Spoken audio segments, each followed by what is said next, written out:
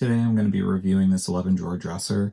Just for reference, this is about a 12 by 16 room. What I like about this dresser is that it offers a very sleek design and it is very budget friendly. The metal frame does provide some pretty good stability, and the dresser drawers are actually fabric. And I did have a concern at first with the fabric holding up, but we've been using this for about 2 years, and so far things have been holding up pretty well.